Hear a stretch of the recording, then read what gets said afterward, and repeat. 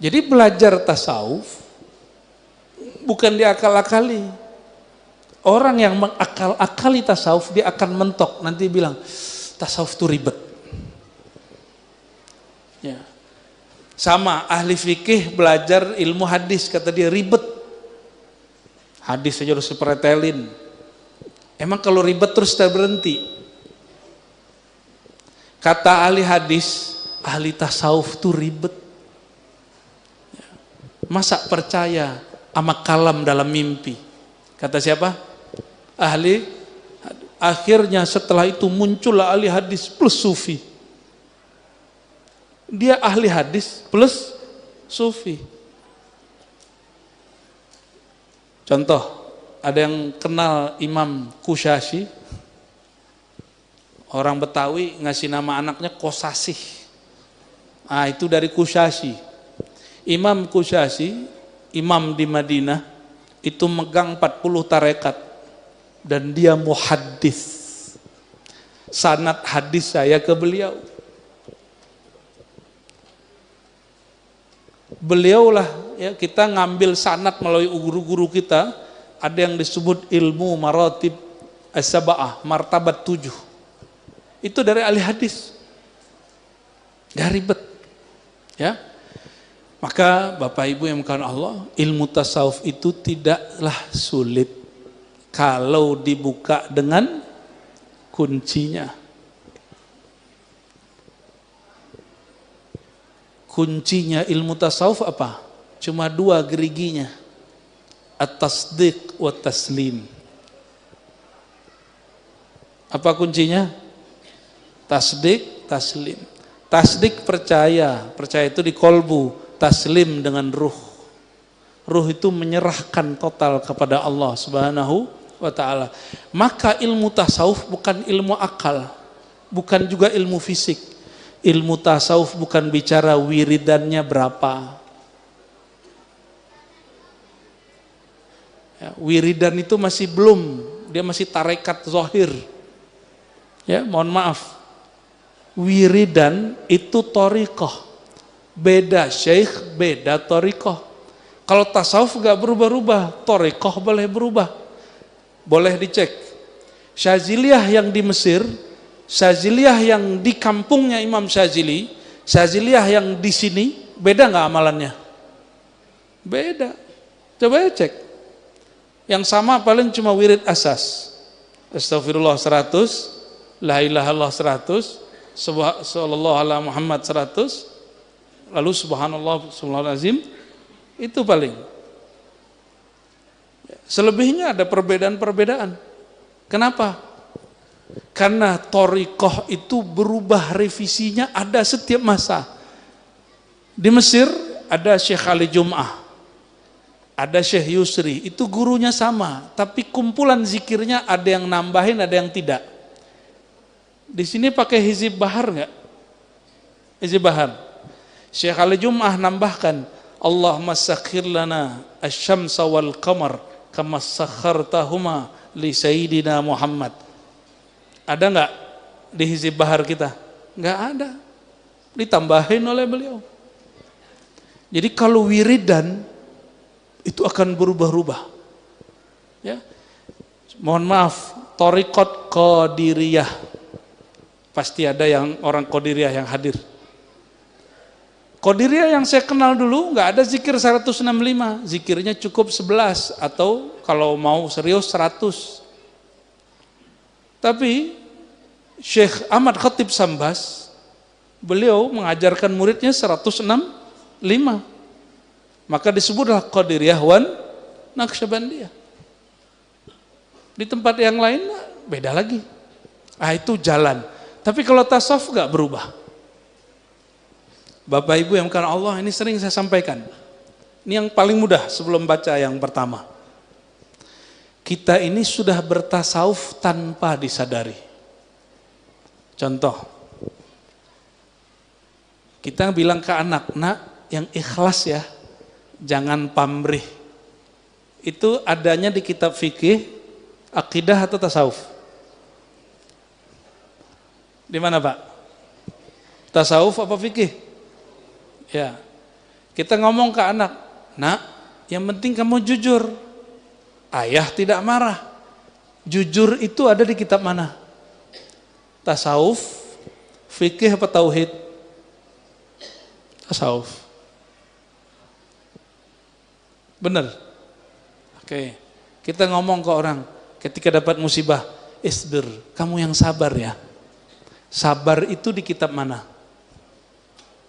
Tasawuf. Berarti hari-hari kita sudah terus kenapa antum tidak mengkaji tasawuf kepada sumber aslinya? Itulah sebabnya saya agak khawatir ya, agak kecewa. Justru yang menjauhkan umat dari tasawuf itu ustadz-ustadz juga. Ya, semoga ustadz yang hadir, kiai yang hadir tidak begitu. Ya. Sepakat? Sepakat ya? Baik, kita masuk ke hikam nomor pertama. Bismillahirrahmanirrahim.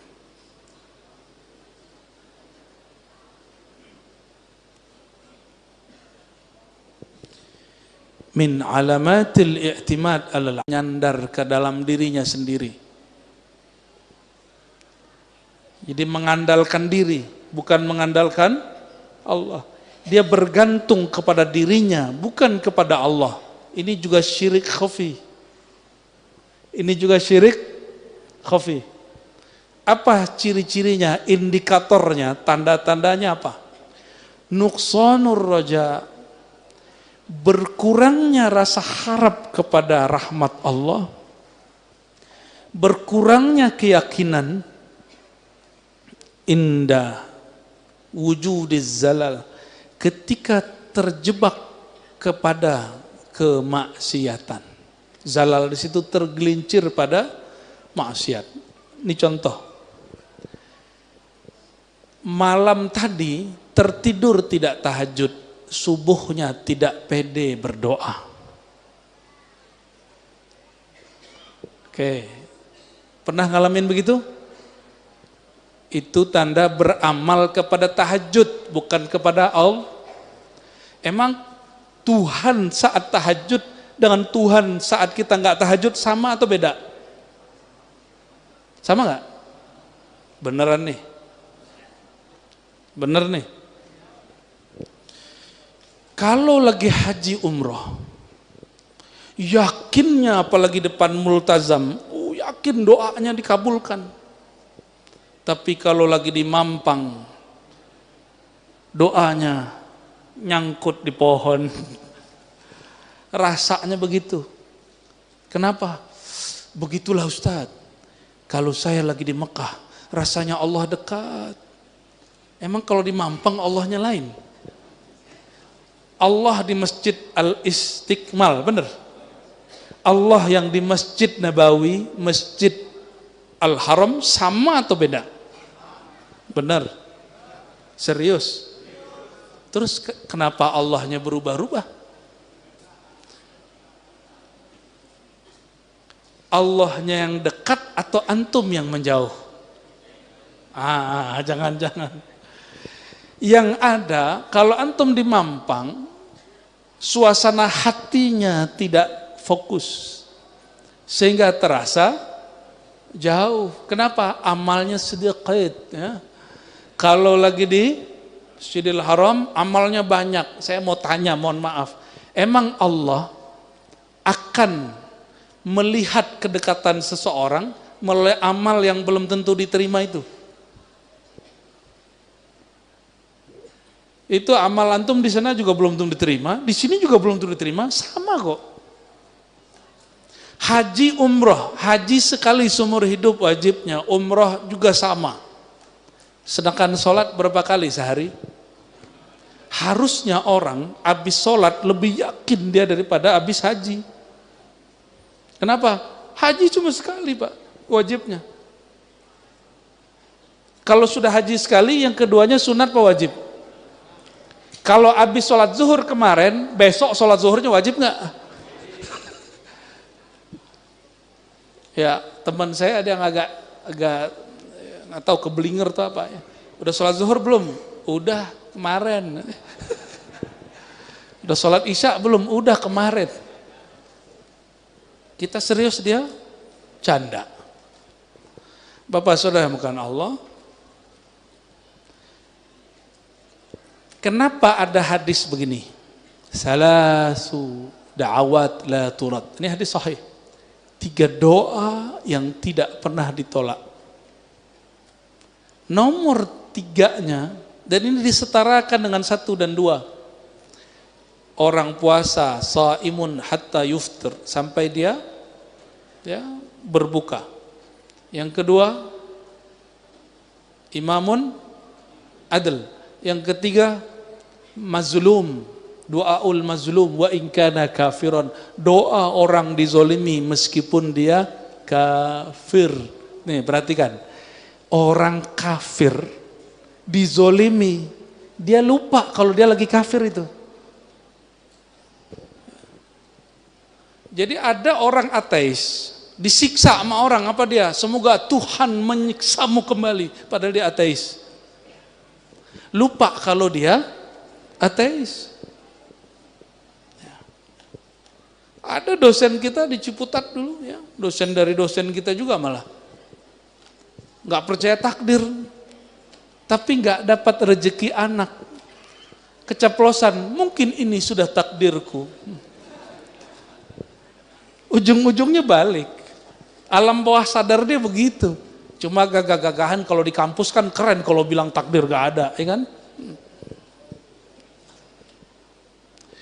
Min alamatil i'timad alal amal nuqsanur raja' inda wujudiz zalal.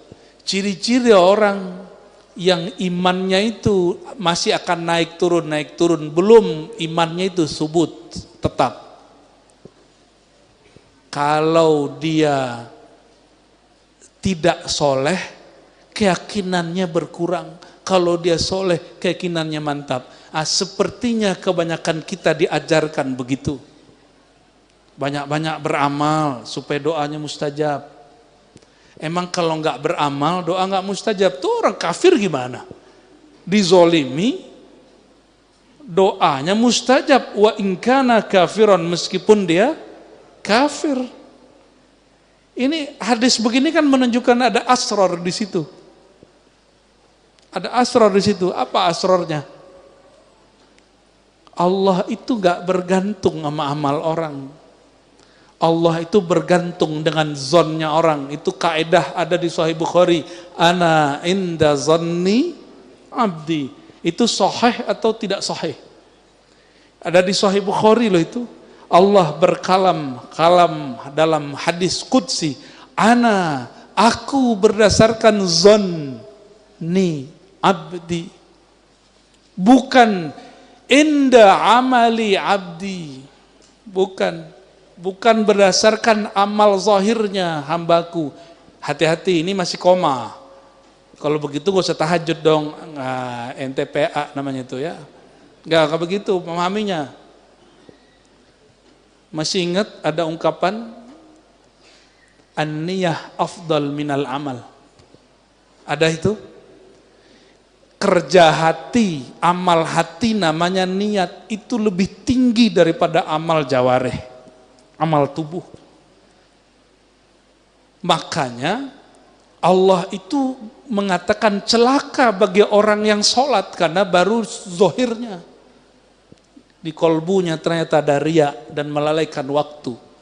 Sang waktu itu adalah Allah Subhanahu. Jadi kalau disebut alladzina hum an salatihim sahun, mereka terhadap solatnya mereka lalai. Solat itu kan berkait dengan waktu. Waktu itu ad-dahru, Allah lah sang waktu. Maka orang ingat waktu pasti ingat Allah. Jadi zikir itu enggak hanya subhanallah, subhanallah. Orang ingat waktu. Al-waktu inda ahlillah. Al-waktu inda ahlillah. Waktu menurut kekasih Allah itu naik nafas, turun nafas. Naik nafas, turun nafas. Kalau menurut Bapak Ibu apa? Itu ya? Jam itu ya? Mana jamnya? Itu doang tuh. Yang di tangan itu. Oh sekarang orang-orang kemana-mana bawa handphone, ada jam di situ, tek tek berubah-ubah gitu ya. Itu bukan waktu, itu penanda waktu. Ya.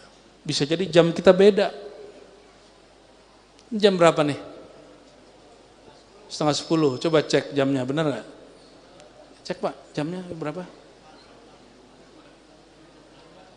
Sama, beda tipis kan?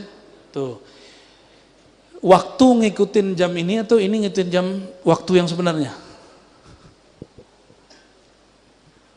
Sholat itu ketika ada jadwal imsakiyah atau sholat zuhur nih contoh, ketika matahari menyingsing, tergelincir. Yang mana? Sholat zuhur itu, ya udah yang paling gampang deh, berbuka puasa kalau sirine bunyi atau karena matahari terbenam. Mungkin nggak sirine bunyi jam 5? Oh kejadian Pak, kejadian di kampung saya, nggak tahu kalau di Mampang. Iya, bener ya. Oke, kembali ke bab ini. Orang yang beramal dengan kolbunya pasti badannya beramal. Dan mohon maaf, kita selama ini hanya diajarkan ilmu amal zahir, ilmu amal kolbu jarang diajarkan. Makanya sering ngomong bertasawuf itu sulit. Akhirnya banyak orang ngomong begini sekarang, jujur nggak hidup loh, itu kan? Hari gini jujur nggak hidup loh. Ada orang ngomong begitu sekarang. Karena kita tidak mengajarkan tasawuf dari basic. Karena ustadz-ustadz, mohon maaf para kiai, sering mengatakan tasawuf itu berat. Kalau bagi saya yang berat itu zikir 1000. Tahajud, itu berat tuh. Tapi kalau jujur itu nggak berat. Ya. Selama ini yang antum bayangkan tasawuf wirid, ya kan? Bener. Itu belum ujung tasawuf. Itu baru jalan menuju tasawuf. Nah, orang udah rame tuh. Karena kalau dalam jalan ini nanti ada tour leadernya. Namanya mursyid.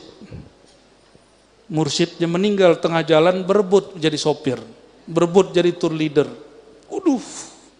Maka Imam Sya'rani mengatakan hati-hati terhadap bab kemursidan, bab pemimpin majelis, pemimpin zikir. Di situ nanti syaitan bisa masuk. Hati-hati. Di situ ada egois, ada orang berebut di situ.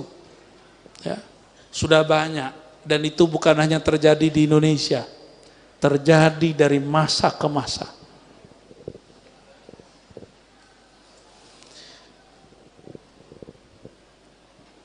Jadi tanda-tanda orang belum tulus bertuhan, belum mantap hatinya kepada Allah, mesti ada dari luar penguatnya, baru dia yakin.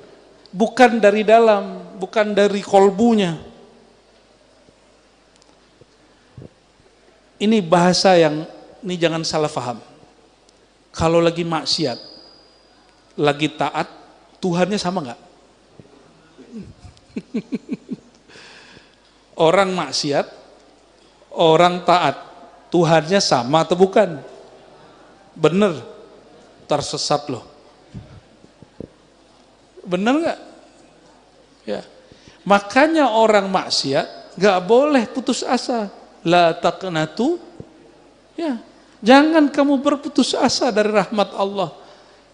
Itulah kejadian pada orang yang membunuh 99, yang ke 100 yang dibunuh kiai. Nih hati-hati nih kiai nih, bisa dibunuh orang nanti nih. Siapa yang bunuh?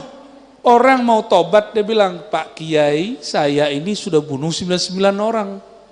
Belum dia selesai bicara, apa kata orang si Kiai? Ente terlaknat. Orang kayak ente ini khalidan abadan finnar. Jadi panitia neraka ini sudah ada dari dulu ya. Itu ada Sahih Bukhari itu, Pak. Nabi cerita tentang Israiliyat yang sahih. Bahwa ada ulama-ulama yang suka jadi panitia neraka. Padahal dia belum pernah ke neraka juga. Siapa tahu ada nama dia di neraka, kan nggak tahu. Ada yang sudah berkunjung belum studi tour ke neraka? Cek dulu nama kita ada di sana nggak? Antum neraka-nerakain orang. Karena Rasulullah SAW mengatakan, di surga ada namamu, di neraka ada namamu. Masalahnya nama yang di neraka sudah dihapus belum? Kalau sudah dihapus, antum baru bisa main sembarangan ngomong, ya. Tapi siapa yang begitu? Ya, maka Sayyidina Al-Hasan Al-Basri mengatakan di Sahih Bukhari diriwayatkan, man amina minan nifaq fahuwa munafiq. Siapa yang merasa dirinya aman dari maksiat hati, yaitu kemunafikan, maka orang itulah munafik.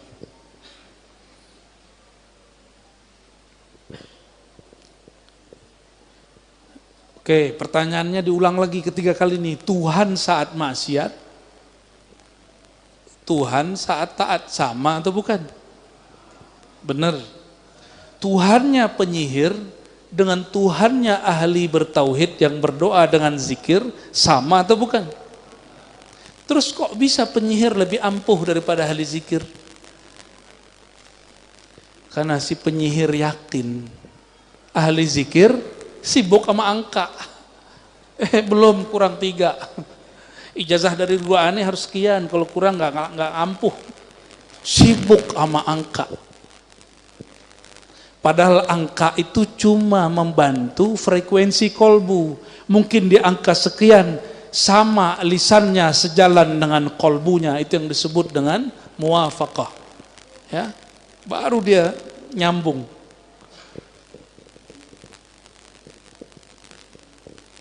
Jadi gimana? Orang ahli sihir, mantranya sihir, dengan wiridnya ahli zikir, Tuhannya sama nggak? Bener. Sekarang ada orang nggak berzikir, juga tidak bermantra dengan sihir. Tuhan dia masih sama nggak dengan yang berdua tadi? Sama. Tuhannya Nabi Muhammad SAW dengan Tuhannya iblis sama nggak? Bener. Cuma mereka beda jalan. Tuhan Nabi Adam dengan iblis sama. Benar sama. Kita cek di Quran. Di Quran Nabi Adam berdoa, Rabbana zalamna. Orang pakai na menunjukkan beliau ini merendah, nggak egois. Ya Allah, kami salah. Padahal Nabi Adam yang jebak siapa? Iblis. Tapi kalau iblis ngomong apa? Rabbi anzirni. Ya Allah, wahai Tuhanku, bukan Tuhan kami. Yang diminta oleh iblis apa? Kekal sampai kiamat. Nabi Adam menyalahkan dirinya, sedangkan iblis tidak menyalahkan dirinya. Itu aja bedanya. Tuhannya sama. Tuhannya sama. Oke. Ini pertanyaan-pertanyaan begini untuk merangsang yang terpendam Pak selama ini. Karena selama ini orang anggap ilmu ini berat, padahal ringan. Nabi Khidir. Ngapain Nabi Khidir? Waktu ketemu Nabi Musa, Nabi Khidir ngapain? Perahu dibolongin. Terus apa lagi? Anak dibunuh. Terus apa lagi? Ya, ya, oke. Abad 3 berarti ya. Oke. Ketika Nabi Khidir ditanya, jawaban dia apa?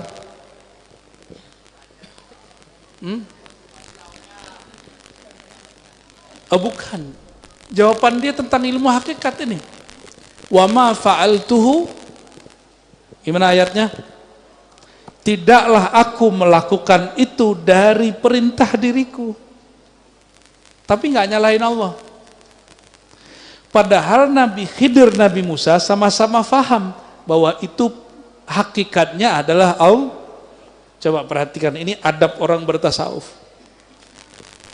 Walaupun secara hakikat yang mencabut nyawa anak kecil, yang menggerakkan Nabi Khidir itu Allah, yang menggerakkan Nabi Khidir rusak kapal itu Allah, tapi secara adab ahli ma'rifat, tidak boleh dikalamkan. Jadi tasawuf itu sederhana, bicara adab. Bicara adab. Jadi ada orang datang kepada saya, apa kata dia? Kata dia nih Pak, Muhammad yang di Madinah itu sudah mati. Ngomongnya begitu. Muhammad yang di Madinah itu sudah mati. Sebanyak tuh orang nama Muhammad di Madinah, yang mana yang dimaksud tuh? Tapi Muhammad dalam diriku masih hidup. Nah, dia ingin bicara hakikat, tapi adabnya nggak dapat. Adabnya nggak dapat. Perlu nggak dia ngomong begitu? Muhammad Madinah itu mati. Seharusnya dia nggak ngomong begitu. Kalau ada Umar, digorok langsung sama Umar itu. Benar nggak? Yang soal ahli marifat, ini bukan di sini ya, yang nonton. Jika ada Umar, ente ngomong begitu, digorok sama Umar. Kenapa? Makrifat tuh ujungnya adab. Adab tuh ringan. Nggak usah dibicarakan yang begitu. Bicarakan dengan lafaz yang sedikit dikunci. Itulah kuncian. Hikam ini berhasil menguncinya dengan baik. Makanya sampai hari ini kitab hikam ini setelah Al-Quran, Bukhari, Muslim, dalam tasawuf ini yang lebih populer. Ini dengan kitab Ihya itu popularitasnya. Kalau sekarang ini hikam ini orang, mungkin dia paling viral. Entah dia, entah Ihya. Antara dua kitab itu. Ya. Cuma kan nggak ada Pak istilahnya kitab viral kan? Nggak ada. Ibnu Athaillah itu mengajarkan di kitab ini kalau bertasawuf pakai adab.